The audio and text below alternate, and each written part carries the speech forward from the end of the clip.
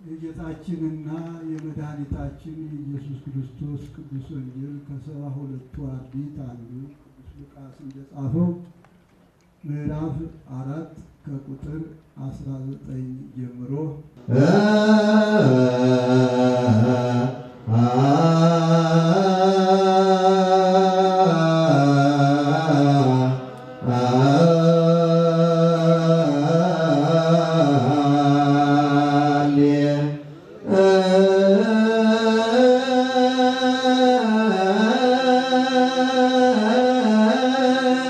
ሲባካችሁ ክብር ስጡልን ለእነዚህ መምህራን በደንብ ሞገስ ይሆናቸው።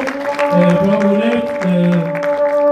በስመ አብ ወወልድ ወመንፈስ ቅዱስ አሐዱ አምላክ አሜን። በስመ አብ ወወልድ ወመንፈስ ቅዱስ አሐዱ አምላክ በስመ አብ ወወልድ ወመንፈስ ቅዱስ አሐዱ አምላክ አሜን። እግዚአብሔር ይባርክሽ።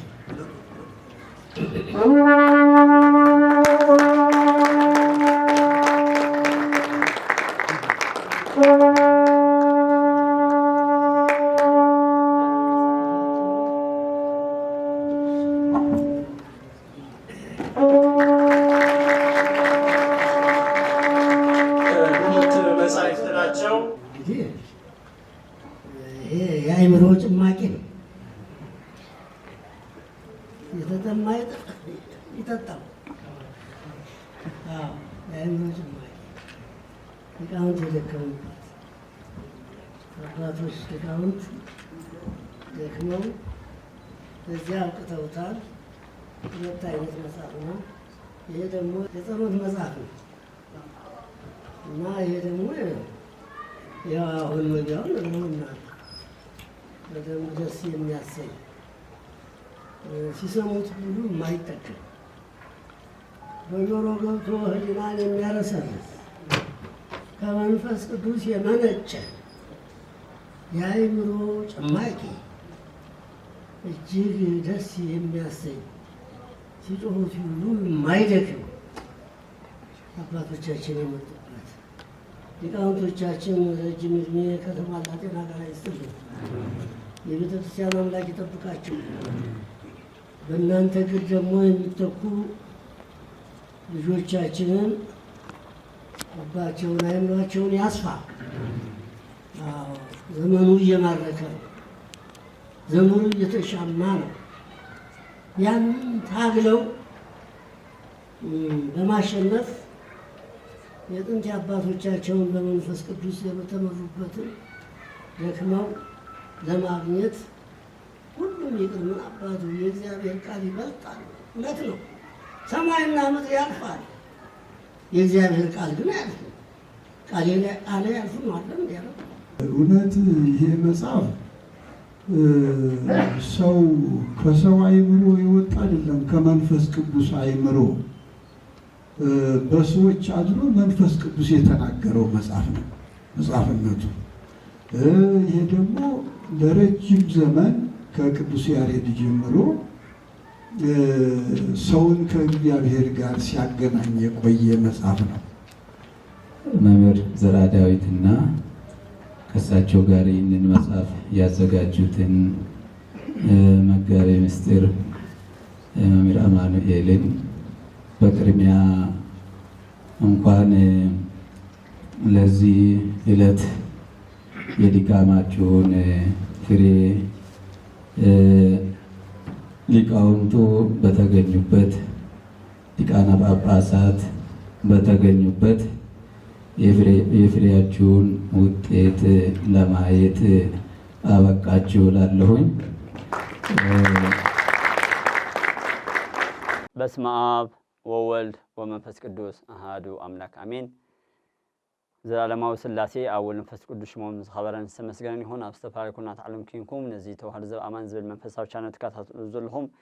ደቂ ኦርቶዶክስ ተዋህዶ ቤተክርስቲያን እግዚአብሔር ምስ ኩላትኩም ይሁን። ናይ ሰራዊት ጎይታ እግዚአብሔር ኣምላኽና ሕጂ እውን ንዘለኣለምን ሽሙ ዝኸበረን ዝተመስገነን ይሁን። ሎሚ መዓልቲ ክልተ ዓበይቲ ብስራት ሒዘልኩም መፅእ ኣለኹ። እሱ ድማ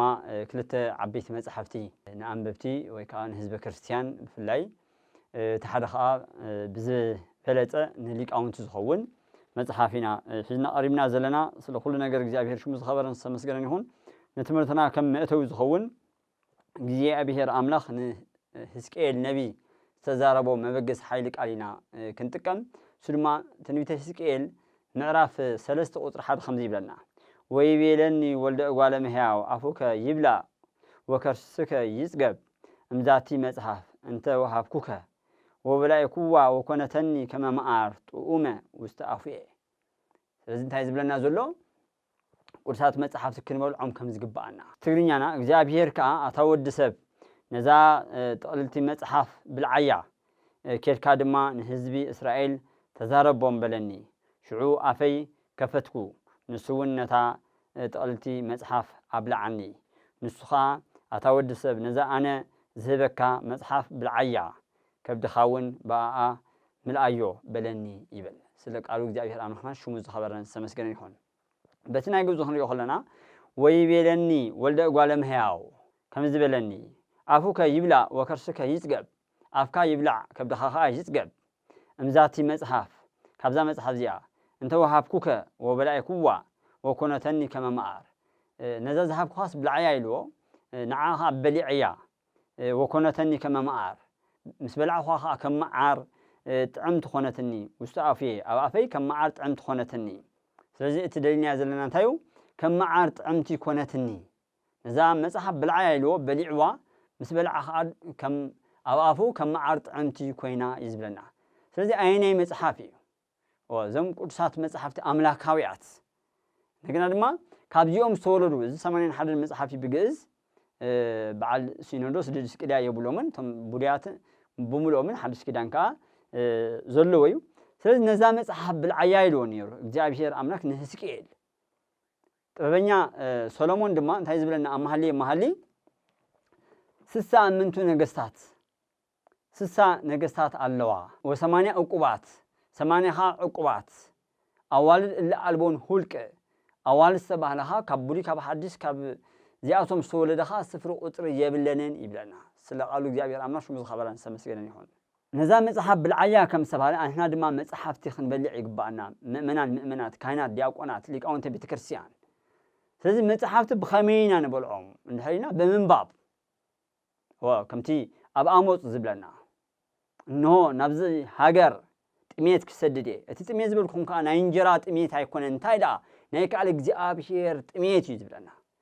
ስለዚ ዓለምና ፀሚኣቶ ዘላ ቃል እግዚአብሔር እዩ ዓለምና ጠሚያቶ ዘላ ቃል እግዚአብሔር እዩ። ስለዚ ምስ እግዚአብሔር ክንዘራረብ እንድሕር ኮይና ብመጽሓፍቲ ክንዘራረብ ይግባአና። ምክንያቱ ትጉህ ወጸልዩ ከመ ኢትባኡ ውስተ መንሱት ኣብ ዝመጽእ ዘሎ ናይ ሓሙስ ጽግቦ ኣምላኽና መድሓኒና ኢየሱስ ክርስቶስ እንታይ ኢሎም ንሐዋርያት ኣብ ማቴዎስ ወንጌል 26:41 ትጉህ ወጸልዩ ከመ ኢትባኡ ውስተ መንሱት ናብ ፈተና ንኸይትኣትዉ ተጊኹም ጸልዩ ኢልዎም። ስለዚ ተጊህና ክንጽልይ ይግባአና። እዚ እዩ ፍትሐ ነገሥት አንቀጽ 14 በእንተ ጸሎት ኣብ ዝብል ጸሎት ሰብ ተናግሮተ ሰብ ሃበ እግዚአብሔር ልዑል ጸሎት ማለት ሰብ ምስ ልዑል እግዚአብሔር ዘራረበላ መንገድያ ይብለና። ስለዚ እዚ ፈሊጥና ብጸሎት ጌርና ምስ እግዚአብሔር ንክንዘራረብ ሓደ ዓበይቲ መጽሓፍቲ ኣቅሪበልኩም ኣለኹ። ሱኻ እዚ እዩ መዝገበ ጸሎት 146 ዓይነት ዝሓዘ ማለት እዩ። ሳይዙ A6 ሳይዝ እዩ። ነገና ድማ ብክልተ ቀለም ነቲ እግዚአብሔር ድንግል ማርያም ፈጣሪ ኣምላኽ መድኃኔ ዓለም ዝብል ብቀይሕ ተጻሒፉሎ። ስለዚ በከምዚ ዓይነት ነገና ደግሞ ሓረጋት ኣለዎ ኣብ ነፍሲ ወከፍ መፈላለይ። ስለዚ በከምዚ ዓይነት 1360 ዝኸውን ገጽ ዘለዎ ዓብይ መጽሓፍ እዚ ቅድም ኢለ ካብ ዘዳለኹዎም መጽሓፍቲ ካብ ኩሎም ጠርኒፍና ዘሕተምናዮ ቅድም ኢሉ እዚ ኩላትኩም ከም ትፈልጥዎ እዛ ብጫ ውዳሴ ማርያም መጽሓፈ ጸሎት ብቋንቋ ትግርኛ ትብል ኣዳልያ ነይረ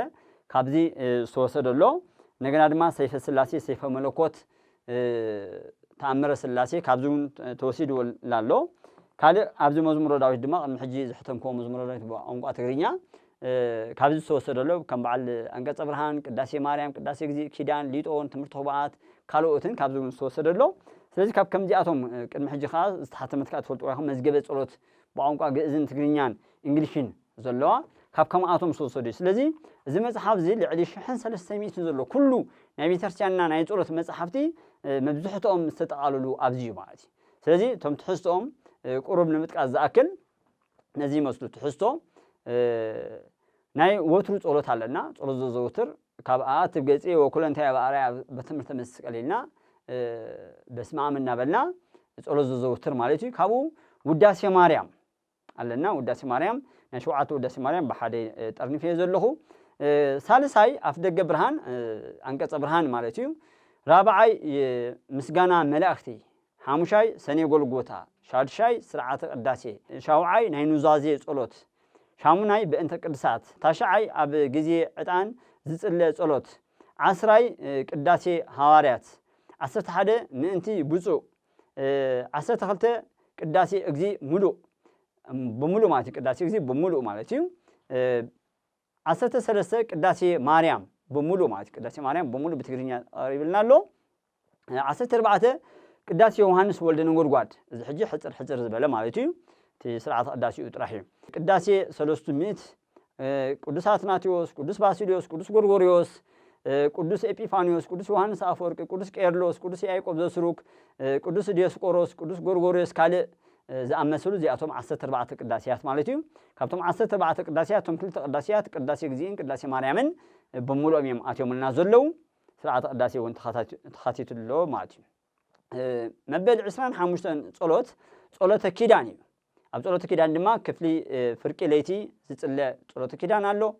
ንግሆ ዝጽለ ኣሎ እንደገና ድማ ሰርክ ዝጽለ ሰለስቲኦም ጸሎተ ኪዳናት ኣትዮምልና ኣለዉ መበል 29 ሊጦን እዩ ሊጦን ድማ ካብ ሶኒ ክሳብ ሰንበት ዘሎ ሊጦናት ኣትዮምልና ኣለዉ ካብዚ ብምቕጻል ሊጦን ናይ ሰርኪ ሊጦን ኣለና ናይ ቀዳም ስዑር ሊጦን ኣለና ብምቕጻል ድማ ኣብ 39 እንድሕር ከይድና መበል 39 ዘሎ ጸሎት ማለት እዩ መሰበቁ ኣለና እዚ መሰበቁ ብዛዕባ ሕሙማን ብዛዕባ ገየሽቲ በእንተ ዝናም በእንተ ፍሬ ምድሪ በእንተ መራሒ ሃገር በእንተ ምዉታን በእንተ ሓደስተ ክርስቲያን በእንተ ሰላም ዝብል እዚኦም ሊጦናት ኣለውና መሰበቋት ኣለውና ማለት እዩ ካልእ ምእንተ ሰላም ዝጽለ ኣሎ ናይ ኣቦና ያሬድ ዘይነግስ እውን ኣለና ናይ ኣቦና ቅዱስ ያሬድ ዝደረሶ ዘይነግስ ኣብዚ ተኸታቲልና ኣሎ ኣብ ገጽ 306 ኢና ንረኽበሱ ምእንቲ ሕሙማን ዝጽለ ዘይነግስ ምእንቲ መገሻ ዝኸዱ ዝጽለ ምእንቲ ዝናማት ምእንቲ ፍሬ ምድሪ ምእንቲ ማያት ምእንቲ መራሒ ሃገር ምእንቲ ሰላም ካልእ ናይ ልማኖ ጸሎታት እውን ኣትይዎ ኣሎ ኣብዚ መበል 57 እንተሪእና እግዚአ ሕያዋን ኣብዚ ተኻቲትልና ኣሎ ካልእ ናይ እግዚእትነ ማርያም መሰበቆ ኣብዚ ኣሎ ካልእ ትምህርቲ ህቡኣት ኣብዚ ኣትዩ ኣሎ መልክዓ ማርያም መልክዓ ኢየሱስ መልክዓ ኤዶም ኣብዚ ኣትይልና ኣሎ ካልእ ናይ 7 ሊቃነ መላእክቲ ኣትይልና ኣሎ ማለት እዩ ኣብ ገጽ 411 ኢና ንረኽቦ ድርሳነ ሚካኤል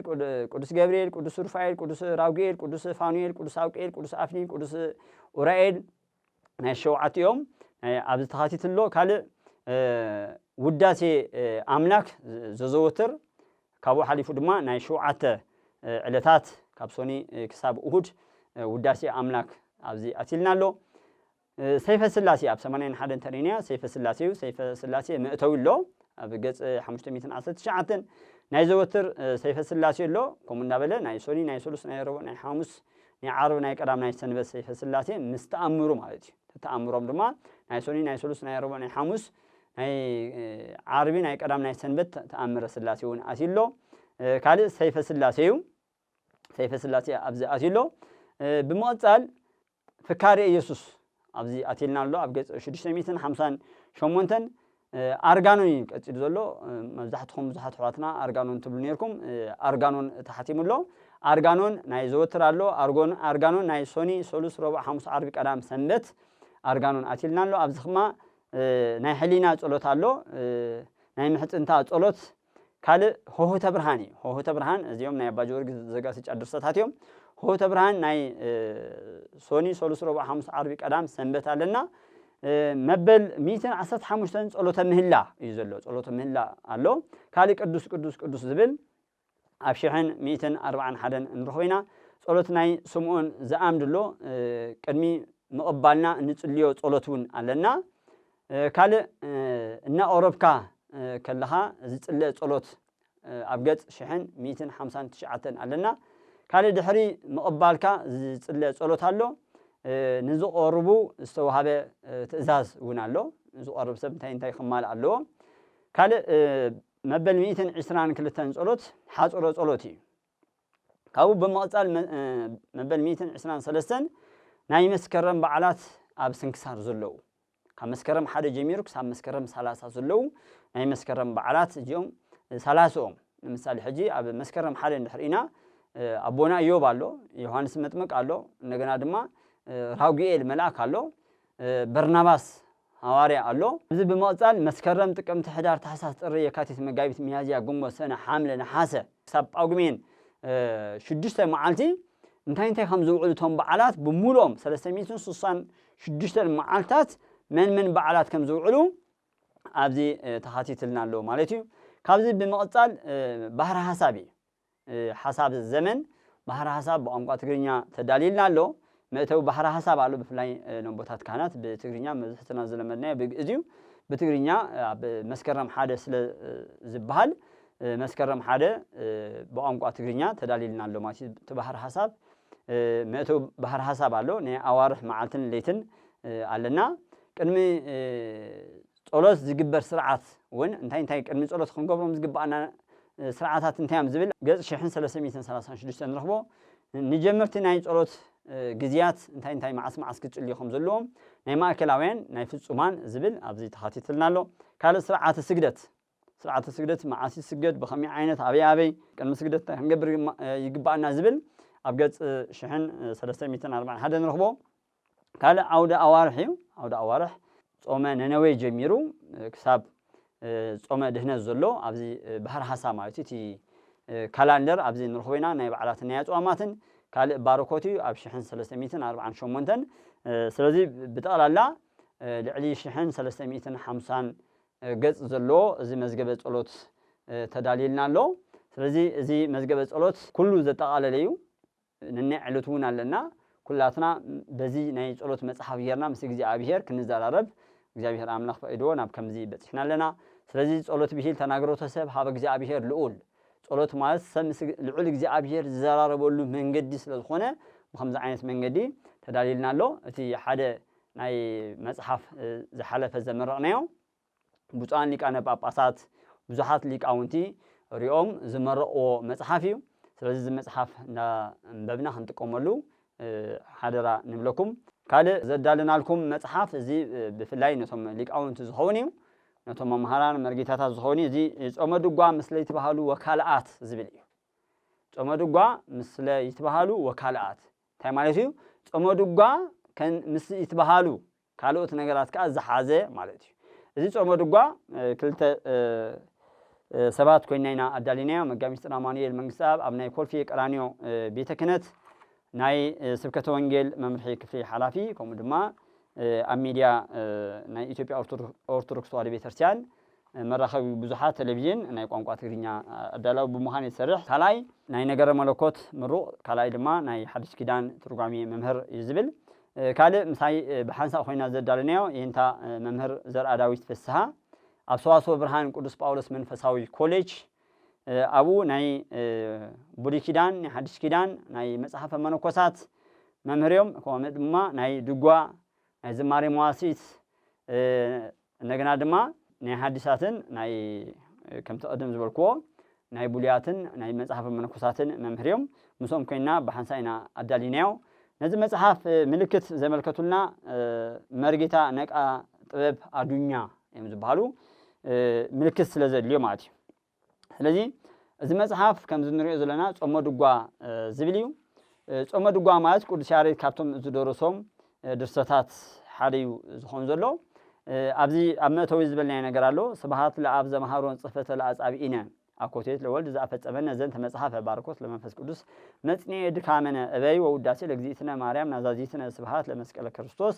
እፀ መድኃኒት ኃይልነ ወፀወንነ ዝብል እዩ ስለዚ ነዚ መጽሐፍ ስብሃት ለአብ ዘመሃሮን ጽሕፈተ ለአጻብኢነ ነዚ መጽሐፍ ንኽንጽሕፍ ንኣጻብዕና ጽሕፈት ንዘስተምሃረን ንኣብ ምስጋና ይግብኦ አኮቴት ለወልድ ዘአፈጸመነ ዘንተ መጽሐፈ ነዚ መጽሐፍ ዘፈጸመና ንወልድ ምስጋና ይግብኦ ባርኮት ለመንፈስ ቅዱስ መጽንዔ ድካመነ ኣብ ግዜ ድኻምና ንዘጽንዐና ንመንፈስ ቅዱስ ባርኾት ይግብኦ እበይ ወውዳሴ ለእግዚእትነ ማርያም ናዛዚትነ ንእግዚእትነ ማርያም ንተጸናንዕና ንእግዚእትነ ማርያም ምስጋና ይብጽሐያ ስብሐት ለመስቀለ ክርስቶስ ዕፀ መድኃኒት ኃይልነ ወፀውንና ኃይልናን ጽንዓትናን ዝኾነ ንመስቀለ ክርስቶስ ምስጋና ይግብኦ ዝብል እዩ። ስለዚ ምክንያት ተጽሒፍ ኣሎ። ምክንያት ተጽሒፍ ዝተጻሕፈሉ ምክንያት ንምንታይ እዩ? እዚ መጽሓፍ እዚ ጾመ ድጓ ዝተጻሕፈሉ ምክንያት ከም መጥቀሲ ጌርና ያለና ኢሳይያስ 61 ዘሎ ማለት እዩ። ኢሳይያስ 61 እንታይ ዝብለና ወይቤለኒ እግዚአብሔር ንሳእ ለከ ጦማረ ክርታስ አብየ ቡልየ ወሐዲሰ ወጸሐፍ ለከ ውስቴቱ መጽሐፈ ዘብርአ ጓለ እምሕያው። ስለዚህ እዚ መጽሐፍ እዚ ጽሓፍ ኢሉ እግዚአብሔር ንኢሳይያስ ከም ዝነገሮ ኣሕና ድማ በቲ መእተዊና ከም ዝጽሓፍናዮ ነዛ መጽሐፍ ብልዓያ ከም ዝብሎ ሕዝቅኤል እዚ ንብዙሓት ወገናትና ይጠቅም ኢልና ስለዝኣመና ሊና ዳሊና ዘለና እቲ ድርሰት ናይ ቅዱስ ያሬድ እዩ። ኣሕና እንታይና ጌርና ተባሂሉ ብዚ ኣብዚ ሓደ ምልክት እቲ ምልክት ፍንቱ ዝበለ ግልጽ ብዝኾነ ናይሱ ምልክታት ኣለዎም እዚኣቶም ናይዞም ምልክታት ዳሕራይ ክምለሴ ናይዞም ዜማ ምልክቱ ምስ ምልክቱ ማለት እዩ ዝዓበየ ነገር እቲ ዜማ ምስ ምልክቱ ምዃኑ እዩ። እቲ ጾመ ድጓ ምስ ምልክቱ ጾመ ድጓ ከዓ ካብ ዘወረደ ጀሚሩ ክሳብ ቀዳም ስዑር ናይ ለይቲ ዘሎ ዝበሃል ኣብ ቤተክርስትያን እዩ። እሱ ምስ ምልክቱ ካልእ ፍልይ ዘብሎ ድማ ቅዱስ ያሬድ ካበይ ካበይ ከም ዘምጽኦም ምስ መጽሓፍ ቅዱስ ብምንጽጻር ሰሪሕና ኣለና። ነፍሲ ወከፍ ቅዱስ ያሬድ ካበይ ካበይ ከም ዘምጽኦም ካብ ብሉይ ድዩ ካብ ሓድሽ ድዩ ካብ ሊቃውንቲ ድዩ ካበይ ካበይ ከም ዘምጽኦም ኣብ ተጠቂሱሎ ማለት እዩ። ንምሳሌ ዝኣክል ወሪድየ ብሄሮ ሮሜ ዝብል ኣሎ ኣብ ናይ ቅዱስ ያሬድ ጾመ ድጓ ወሪድየ ብሄሮ ሮሜ ዝብል ሒዞም ካቶሊካውያን እንታይ ኢሎም ነይሮም ቅዱስ ያሬድ ናብ ሮም ወሪዱ ነይሩ ምክንያቱ ናብ ሮም ወሪደ ናታ ቤተክርስትያን ናይ ሮም ርእያ ፈተያ ኣፍቂረያ ዝብል ቅዱስ ያሬድ ናብ ሮም ስለ ዝወረደ ዝብሉ ኣለዉ። እዚ ኣብ ምንታይና ንረኽቦ መጽሓፈ ሄርማ ዝበሃል መጽሓፍ ሄርማ ኣብ ገዳም ደብረ ቢዘንን ኣብ ጣና ጭርቆስን ጥራሕና ንረኽቦ። ስለዚ ካበይ ካበይ ቅዱስ ያሬድ ከም ዘምጽኦም ብምጥቃስ ነፍሲ ወከፍ ናይ ቅዱስ ያሬድ ዘጀሞም ዜማታት ካብ መጽሓፍ ቅዱስ ብምንጻር እዚ ከምዚ ተሰሪሕዎ ኣሎ ማለት ፍልይ ብዝበለ ካልእ ይትበሃል ኣሎ። እዚ ጾመ ድጓ መዓስ መዓስ እዩ ዝበሃል ድሕሪ ኣይናይ ሰዓት እንታይ ይበሃል ዝብል ብምሉእ ኣብ ተሰሪሕዎ ኣሎ። ካልእ ድማ ሃሌታዊ ደሞ ምስ ምልክቱ ሃሌታታት ምስ ምልክቱ ተሰሪዕሉ ኣሎ። እቲ ዝዓበየ ግን ይትበሃል እዩ መዓስ መዓስ ከም ዝበሃል ይትበሃል ጥራሕ ልዕሊ ሓደ ሚእቲ ገጽ ዘለዎ ይትበሃሉ መዓስ መዓስ ከም ዝበሃል ካብ ምንታይ ቀጽልካ እንታይ ከም ትብል ኣብዚ ተጠቂስልና ኣሎ። ካልእ ድማ ምልክታት እዩ። ስለዚ እዚ መጽሓፍ ዝሓዞ ሕፅር ብዝበለ ምስቲ ኮንቴንቱ ክንሪኦ እሞ እዚ መጽሓፍ ትሕዝትኡ B5 ዝበሃል ሳይዝ እዩ ዕብይ ዝበለ ሳይዝ ዘለዎ ላሚኔሽን እዩ እንደገና ድማ ዝተሰፈየ እዩ ተሰፊዩ ዋላ እዚ መጽሓፍ መዝገበ ጸሎት ብጅማት ተሰፊዩ ዘሎ እንደገና ድማ ላስቲክ እዩ ዋላ ማይ ተፈሰሶ እዚ ብቐሊሉ ኣይብስብስን እዩ እዚ እውን ከምኡ ማለት እዩ ላሚኔሽን ይበሃል እዚ ብላስቲክ ተሸፊኑ እዩ እንደገና ድማ ብጅማት ተሰፊዩ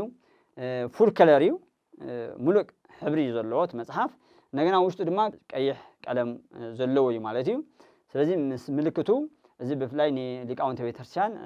ኣዝዩ ጠቃሚ ዝኸውን ብፍላይ ንተምሃሮ ዝጠቅም እዩ። መክስቲ ኣርእስቲ ወይ ከዓ እቲ ትሕዝቱ ከምዚ ይመስል ሓደ ምክንያት ተጽሒፍ ኣሎ። እዚ መጽሓፍ ዝተጻሕፈሉ ምክንያት ንምንታይ ዝብል ካልእ ናይ መንፈሳዊ ዜማ ኣጀማምራ ዝብል ኣሎ። ካልእ ታሪክ ናይ ቅዱስ ያሬድ ሕፅር ብዝበለ ናይ ቅዱስ ያሬድ ታሪክ ኣሎ። ካልእ ናብቲ ዋና ከዓ ትኸሎ ናይ ጾመ ድጓ ዘዘወረደ ሰንበት ካብ ሰንበት ዝጅምር ጾመ ድጓ ውዳሴ ማርያም ካብ ሶኒ ኢና ንጅምሮ ጾመ ድጓ ግን ካብ ሰንበት ይጅምር። ስለዚ ናይ ጾመ ድጓ ዘዘወረደ ናይ ሰንበት ኣለና ናይ ሰንበት ኢሉ ናይ ሶኒ ናይ ሰሉስ ናይ ረቡዕ ናይ ሐሙስ ናይ ዓርብ ናይ ቀዳም ናይ ሰንበት ዝብል ናይ ሰንበት ምስ ወዳእና ብሓረግ ይፍለሞ እንደገና ድማ ናይ ሶኒ ኢልና ኢና ንኸይድ። ስለዚ እቲ ኣሰራርሕኡ ፍልይ ብዝበለ ሕትመት ካብ ተቐድሚ ሕጂ ተሓቲሞም ዝነበሩ ጾመ ድጓታት ፍልይ ብዝበለ እዩ ተሓቲሙ ዘሎ። ካልእ ናይ ጾመ ድጓ ዘቅድስ ሰንበት ኣለና። ዘቅድስ ሰንበት ጀሚሩ ክሳብ ቀዳም ማለት እዩ። ናይ ምኩራብ ሰንበት ጀሚሩ ክሳብ ሰንበት ማለት እዩ። ናይ መጻጉዕ ሰንበት ጀሚሩ ክሳብ ቀዳም ዘሎ ማለት እዩ። ናይ ደብረ ዘይቲ ፍልይ ዘብሎ ነገር ናይ ሰንበት ናይ ሶኒ ሰሉስ ረቡዕ ሐሙስ ዓርቢ ኢሉ ካብ ዓርቢ ዘማትያስ ኣሎ እንደገና ዘመስቀል ኣሎ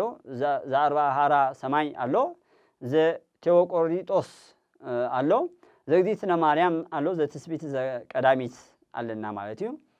ናይ ደብረ ዘይት ፍልይ ዝበለ እዩ ካልእ ናይ ጾመ ድጓ ዘገብርሄር ሰንበት ክሳብ ቀዳሚ ዘሎ ናይ ኒቆዲሞስ ካብ ሰንበት ክሳብ ቀዳም ዘሎ እዩ ካብዚ ብምቕፃል ናይ ሆሳና ጾመ ድጓ ዘሆሳይና ዘሰንበት ኣሎ ጾመ ድጓ ዘሰሙነ ሕማማት ኣብ ሰሙነ ሕማማት ካብ ሶኒ ጀሚሩ ማለት እዩ ክሳብ ቀዳም ስዑ ዘሎ ናይ ሰሙነ ሕማማት ኣለና እዚ ኩሉ ምስ ለካ ሃይሊ ዘሎ ብምሉእ ዘካተተ ማለት እዩ ኣብ ግዜ ሕማማት ዝበሃል ብምሉኡ ኣብዚ መጽሓፍ እዚ ኢና ንረኽቦ ካልእ ናይ ዘሐሙስ ጾመ ድጓ ዘጸሎተ ሐሙስ ኣለና ኩሉ ስርዓቱ ንምሳሌ ሐዋርያቲሁ ከበበ እግረ አርዳኢሁ ሐፀበ ኮኖሙ አበ ወእመ ወመሃሮሙ ጥበበ ዝብል እቲ ስርዓቱ ስርዓት ቅዳሴኡ ብምሉኡ ኣብዚ ተኻቲትልና ኣሎ ማለት እዩ ምስ ሰዓቱ ምስ ዜሙ ምስ ምልክቱ ኩሉ ስርዓቱ ከይተረፈ ኣብዚ ተኻቲትልና ኣሎ ናይ ጾመ ድጓ ዘጸሎተ ሐሙስ ማለት እዩ ካልእ ጾመ ድጓ ዘስቅለት ናይ ዓርቢ ስቕለት ከዓ እሱ ዜሙ ስለ ዝፈላለ ኣብዚ ተቐሚጥልና ኣሎ ምስ ዜሙ ካልእ ጾመ ድጓ ዘቀዳም ስዑር ኣብዚ ተኻቲትልና ኣሎ ዘቀዳም ስዑር ዝበሃል ብምሉእ ማለት እዩ መሃልየ ኣብዚ መዝሙር ዳዊት ንረኽቦ ዘይኮነ ናይ ጾመ ድጓ ንርእሱ ዝኸኣለ መሃልየ ኣሎ ቅዱስ ያሬድ ኣብ ድጓ ዝፀሓፎ ቁር ፍልይ ይብል ካብቲ መሃልየ ስለዚ ብምሉኡ ማለት እዩ እቲ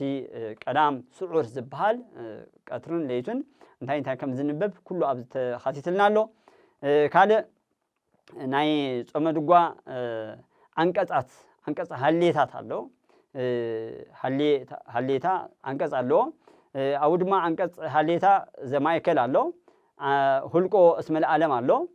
ካልእ ይትበሃል ዘጾመ ድጓ ኣሎ ስርዓተ መሃቶ ኣሎ ስርዓተ መወድስ ኣሎ ዋይ ዜማ ዘዘወትር ኣሎ ስብሃተ ነግህ ዘአብይ ጾም ኣለና ስብሃተ ነግህ ዘአብይ ጾም ኣብዚ ተኻቲትልና ኣሎ ካልእ ድማ ስርዓተ አስርቆት ኣለና ዘተሰዓቱ ሰዓት ኣሎ ኣብዚ ድማ ስርዓተ ነግህ ዘቀዳሚት ኣብ ዝብል ማለት እዩ ምዕራፍ 10 ማለት እዩ ዘገብርሄር ናይ ሶኒ ሶሉስ ረቡዕ ሐሙስ ዓርቢ ኣብዚ ተኻቲትሎ እንደገና ድማ ናይ ሶኒ ይብል እሞ እንደገና ናይ ሶሉስ እናበለኻ ይኸይድ እዚ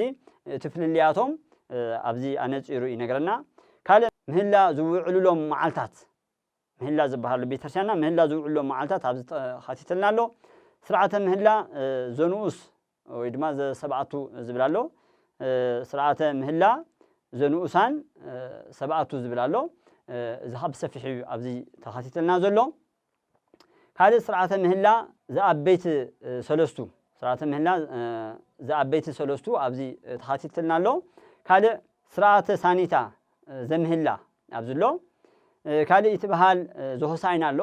ናይ ሆሳይና ይትበሃል መዓስ ከም ዝኾነ ምስ ስርዓቱ ማለት እዩ ጸሎተ ቅዳሴ ምስ ተፈጸመ ዝበሃል ኣብቲ ናይ ሆሳና ማለት እዩ ስርዓተ ቅዳሴ ምስ ተባሃለ ድሕሪኡ ዝበሃል ስርዓት ኣሎ እሱ ኣብዚ ተኻቲቱሎ ካልእ ስርዓተ ዋይ ዜማ ዘሆሳይና ሶኒ ሆሳይና ሰንበት ውዒሉ ናብ ሕማማ ዘሎ ሶኒ ስርዓቱ ኣብዚ ተጠናቂቁሎ እንደገና ይትበሃል ዘሰሙነ ሕማማት ኣሎ ዘጸሎተ ሐሙስ ዘስቅለት ዘአርብ ዘቀዳም ስዑር ኣብዚ ተኻቲቱሎ ካልእ ኣርእስተ ምልክት ናይ ግእዝ ድጓ ዜማ ነባር ምስ ምልክቱ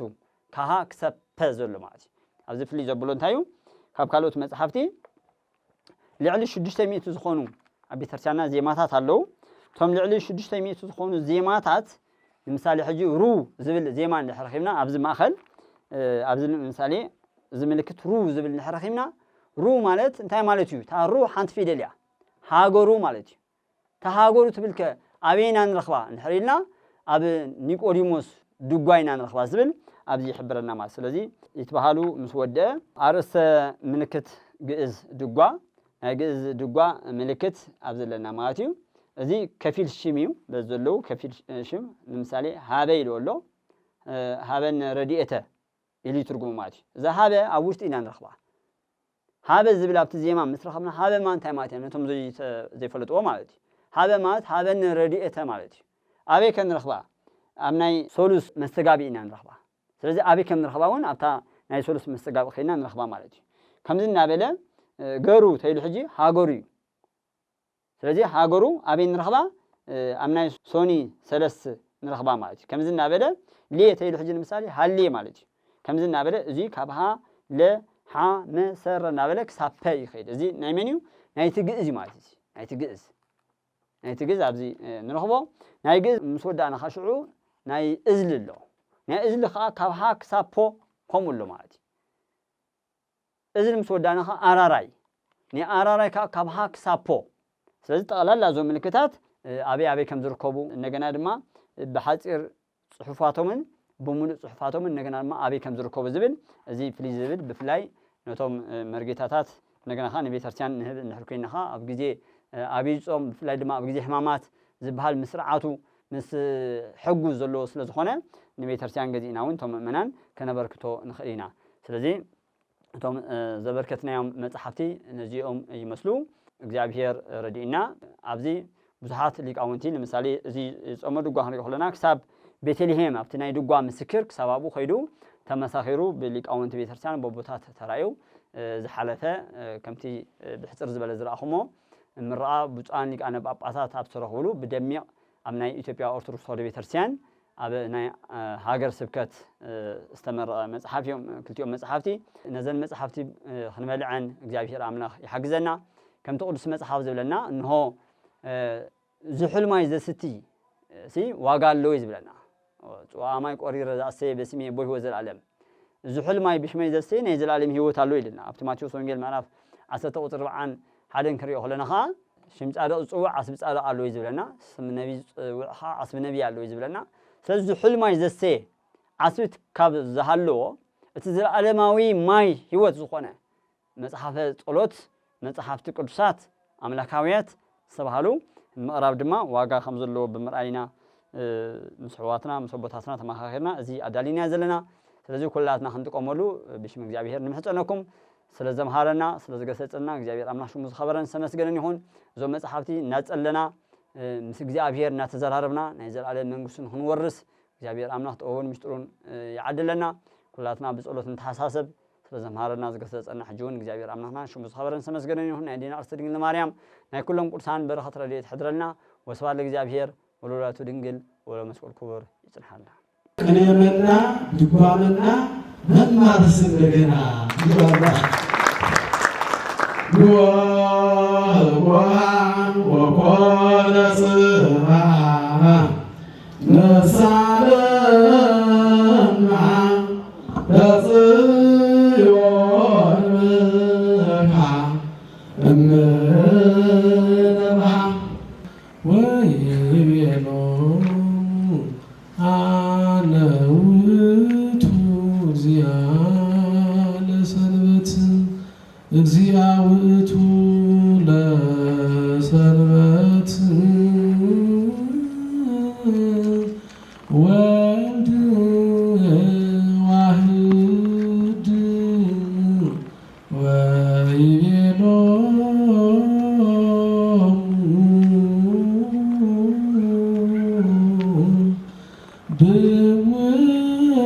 ብውህሊታ